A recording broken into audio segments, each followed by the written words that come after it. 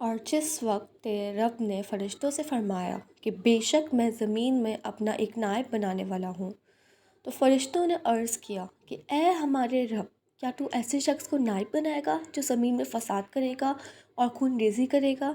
حالانکہ ہم تیری حمد کے ساتھ تیری خوبی اور پاکیزگی بیان کرتے ہیں۔ اللہ تعالیٰ نے فرمایا، جو میں جانتا ہوں وہ تم نہیں جانتے۔ اور اللہ تعالیٰ نے حضرت آدم علیہ السلام کو تمام دنیاوی چیزوں کے نام سکھا دیے، پھر ان چیزوں کو فرشتوں کے سامنے پیش کیا اور فرمایا، مجھے ان چیزوں کے نام بتا دو اگر تم سچے ہو۔ فرشتوں نے عرض کیا، اے اللہ، تو پاک ہے، ہمیں ان چیزوں کے نام معلوم نہیں ہیں مگر جتنا تو نے ہمیں سکھا دیا ہے، بے شک تو ہی بڑے علم والا اور بڑی حکمت والا ہے۔ اللہ تعالیٰ نے فرمایا کہ اے آدم، تم ان کی چیزوں کے نام بتاؤ۔ بس جب آدم علیہ السلام نے فرشتوں کو ان چیزوں کے نام بتا دیے تو اللہ پاک نے فرمایا، میں نے تمہیں کہا نہیں تھا کہ تحقیق میں آسمانوں اور زمینوں کا غیب جانتا ہوں، اور جو تم ظاہر کرتے ہو اور جو تم چھپاتے ہو۔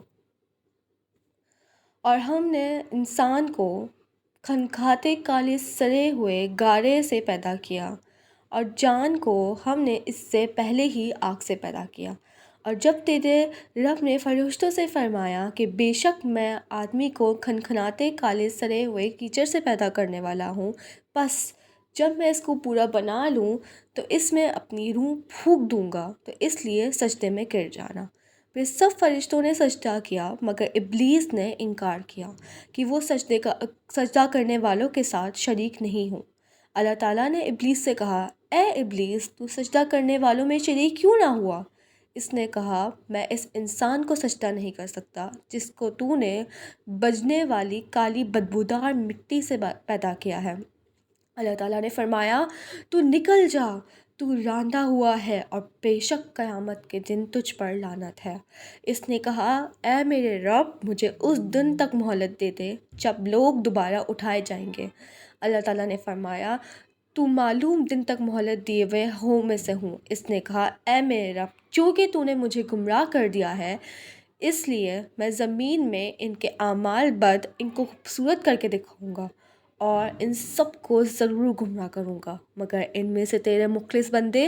اللہ تعالیٰ نے فرمایا، یہی مجھ پر سیدھا راستہ ہے، بے شک میرے بندوں پر تیرے لیے کوئی غلبہ نہیں ہوگا، مگر وہ لوگ گمراہ جو تیری پیروی کریں گے، ان پر تیرے بہکاوے کا اثر ہوگا۔ میرے بندوں پر تیرا کوئی غلبہ نہیں ہوگا، اور بے شک ان سب کے لیے جہنم کا وعدہ ہے۔ اس کے 7 دروازے ہیں اور ہر دروازے کے لیے ایک حصہ تقسیم کیا ہوا ہے۔ اور جب ہم نے فرشتوں سے کہا کہ آدم کو سجدہ کرو تو انہوں نے سجدہ کیا، ابلیس نے سجدے سے منع کر دیا۔